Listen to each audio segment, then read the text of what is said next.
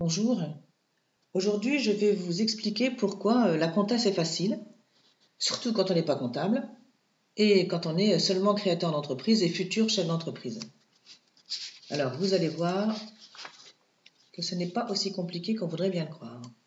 Donc avant de commencer, je vais vous rappeler que créer une entreprise n'est pas gérer une entreprise. Le moment de la création est très différent de celui de la gestion. La création, c'est un temps très court qui nécessite de l'anticipation, du prévisionnel, avoir une vision de ce qui va se passer. On est dans le futur, on ne sait pas la réalité des choses. Par contre, la gestion, au-delà de ce qu'on appelle le budget, donc qui consiste à préparer le budget pour l'année d'après, permet d'analyser les résultats passés dans un souci d'amélioration. On utilise des ratios, on travaille sur le délai client, le délai fournisseur, on regarde les dettes, on voit si on a manqué de trésorerie, etc. Donc c'est pour ça que c'est très différent. Et on forme de très bons gestionnaires.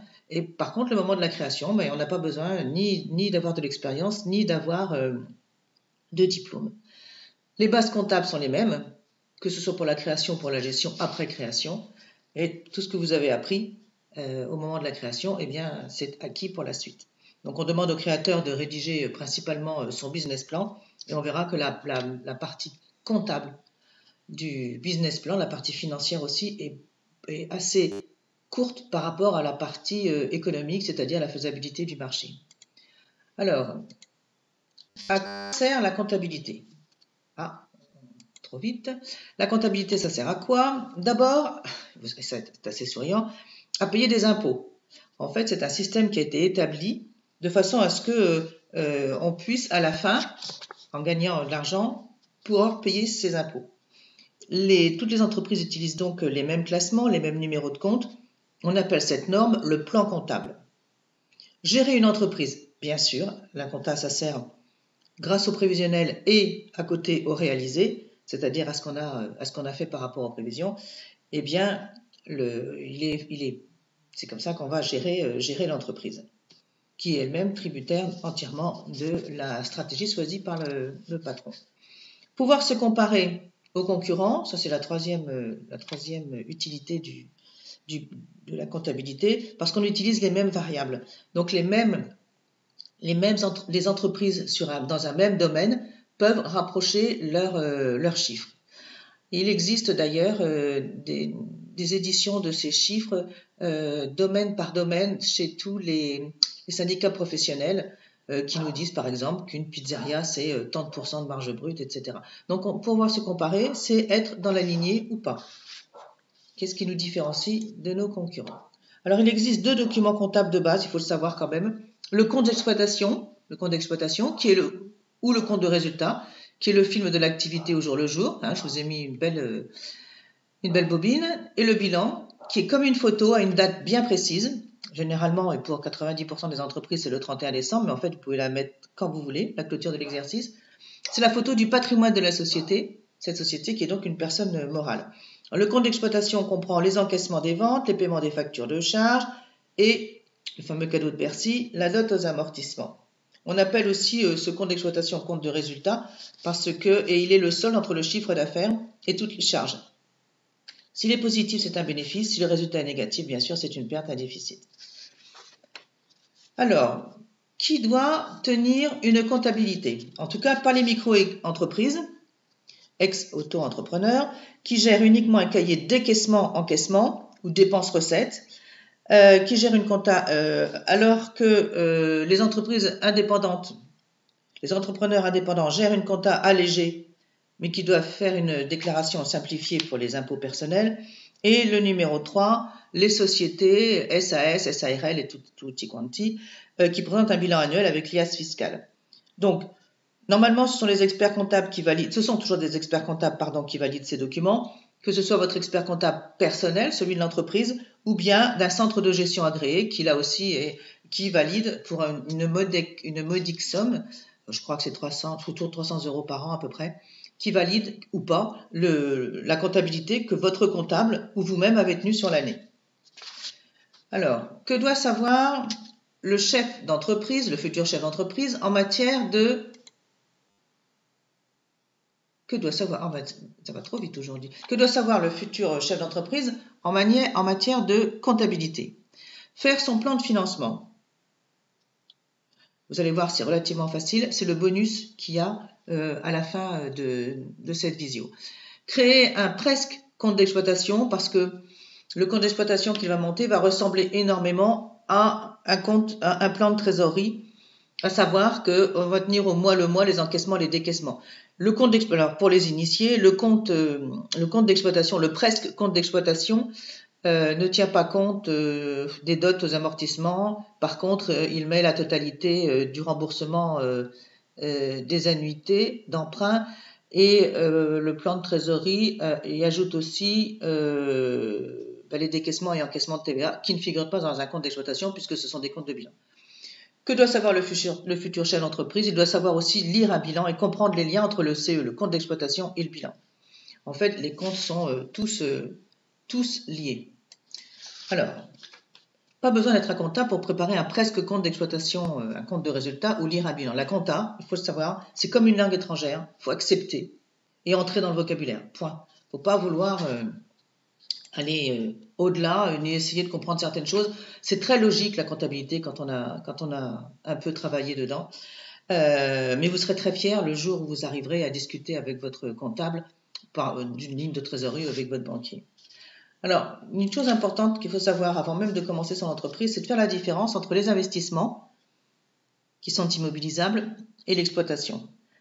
Donc, je vous ai mis un tableau comparatif. Si je prends mon téléphone, le portable en lui-même, l'appareil, c'est un investissement, c'est une immobilisation. Par contre, l'exploitation de mon téléphone, l'exploitation, c'est l'abonnement et les communications. Le compteur d'eau, c'est l'immobilisation que l'EDF va vous faire payer. Et la consommation d'eau, entre deux relevés, ça va être de l'exploitation. Le véhicule de livraison, c'est forcément de l'immobilisation. Par contre, le carburant, les péages des parkings, c'est de l'exploitation. Vous comprenez bien? Tout ce qui est exploitation, c'est le film, c'est le compte d'exploitation, c'est le film tout au long de l'année. L'achat d'un local, c'est une immobilisation, un investissement. Par contre, le loyer et les charges locatives sont de l'exploitation. Tous ces chiffres-là sont importants parce que ça modifie énormément le compte d'exploitation. Par exemple, si vous devez acheter un véhicule de livraison en LOA, c'est une location, ça n'est donc pas un investissement, ça n'est pas amortissable et ça devient un loyer avec option d'achat LOA. Donc l'achat de local, le site internet, le site en lui-même, quand vous le construisez ou quand le webmaster vous demande 5 000 € pour construire le site, c'est de l'immobilisation, c'est de l'investissement, alors que l'abonnement annuel, bien sûr, c'est de l'exploitation. L'achat de la machine, ça ressemble beaucoup à l'achat d'un véhicule, contrat d'entretien, l'achat d'un ordinateur, bien sûr, c'est de l'immobilisation, et l'abonnement annuel du logiciel, c'est une exploitation. Pourquoi j'insiste là-dessus? Parce que dans votre plan de financement, il faut bien penser que la banque ne prête que sur des immobilisations. Pourquoi? Parce qu'elle va prendre une garantie sur le produit. C'est comme quand vous achetez une maison ou une voiture personnelle. Quand vous achetez une voiture personnelle et que vous prenez un emprunt dessus, mais la voiture, elle appartient à la banque jusqu'à ce que vous ayez terminé de payer la totalité des échéances. Vous n'avez pas un petit morceau de voiture et la banque l'a tout jusqu'à ce que vous ayez fini. C'est pareil. Donc l'immobilisation et les investissements. C'est important aussi parce que donc on peut faire des prêts. On ne peut emprunter que sur des investissements. Et de plus, les investissements sont, et c'est le fameux cadeau de Bercy, amortissables. Et ça, c'est une autre histoire. Voilà, c'est terminé pour le porteur de projet, qui a bien compris d'une part que seul le chef d'entreprise, il est tout seul à décider du chiffre d'affaires. Ce n'est pas le comptable qui va décider du chiffre d'affaires. Il peut en discuter avec vous, mais le chiffre d'affaires dépend complètement de la stratégie que le chef d'entreprise a décidé pour son entreprise. Il a décidé d'attaquer tel ou tel marché, donc il va avoir un chiffre d'affaires en rapport avec sa stratégie. Seul le patron tient son plan de trésorerie à jour. Pourquoi? Parce que le comptable ne peut jamais le faire, parce que le temps qu'on reçoit les factures, le temps qu'on les reçoive, puis après qu'on les paye, qu'on les envoie au comptable, même si aujourd'hui on a des logiciels où on prend juste la photo et ça va tout seul, eh bien il y a toujours un délai. Donc seul le chef d'entreprise est capable de tenir son plan de trésorerie à jour. Pourquoi je tiens beaucoup au plan de trésorerie que j'exige de tous les porteurs de projets quand ils me présentent leur business plan? Parce que il vaut mieux prévoir qu'au dans 3 mois, on aura besoin de 3 000 € parce qu'on n'arrivera pas à couvrir les échéances. Et dans ce cas-là, on appelle ça demander une ligne de trésorerie. Il vaut mieux le prévoir à l'avance. Généralement, en prévoir, d'ailleurs, c'est toujours à l'avance. Il vaut mieux le prévoir et demander une ligne de trésorerie à son comptable de 3 000 € plutôt que de l'appeler la veille au soir en disant écoutez, je ne peux plus payer mes échéances. Et surtout, bien compris qu'un chef d'entreprise est capable de monter un simili, un compte d'exploitation avec 2 colonnes, d'un côté le chiffre d'affaires et de l'autre côté les achats plus les charges. Alors après, c'est le comptable qui montrera le vrai bilan, oui, forcément le bilan, mais le vrai compte d'exploitation qui répondra aux normes du plan comptable. Maintenant, vous savez tout ce que vous devez savoir pour créer votre entreprise. Voilà. Et je vous fais un bonus qui est le plan de financement en 2 colonnes. Donc, la colonne de gauche, ce sont les besoins de financement. C'est tout ce dont vous avez besoin pour ouvrir votre entreprise. Donc, le plan de financement va se faire avant la création. L'achat d'un pas de porte, l'achat d'un véhicule de livraison, l'achat d'un ordinateur, téléphone, stylo. Ensuite, on y ajoute la constitution du stock de départ. Donc, il faut toujours le savoir, il faut toujours prévoir ce stock. La publicité de lancement, que je pourrais mettre éventuellement dans les frais d'établissement, mais je vous expliquerai, ça c'est vraiment de la comptabilité. Le BFR qui est le besoin en fonds de roulement, qui est généralement la différence entre le crédit client et le crédit fournisseur, sauf qu'à l'ouverture, bien souvent, les fournisseurs demandent un paiement comptant, il n'y a pas d'échéance, ils veulent être payés tout de suite, ils ne vous connaissent pas. Alors ça, c'est ce dont vous avez besoin pour ouvrir votre entreprise. Et la colonne de droite, c'est les ressources, c'est tout ce que vous avez dans votre porte-monnaie. D'abord vos ressources personnelles, quelles qu'elles soient, que ce soit du love money, peu importe. Les prêts d'honneur que vous pouvez obtenir auprès de certains organismes comme Initiative. Et puis, vous faites la différence entre le total A, facile, tous les besoins. Vous faites dans la colonne B les ressources perso et les prêts d'honneur. Et pour arriver au total A, eh bien, ce sont les prêts bancaires dont vous allez avoir besoin. Donc, c'est relativement simple à faire. Je pense que tout créateur est capable de faire son plan de financement. Il est valable aussi en cas de développement d'entreprise. On fait exactement la même chose. Total A égale total B. Voilà, pour nous contacter, www.création-du-6 par DD, c'est nous.com.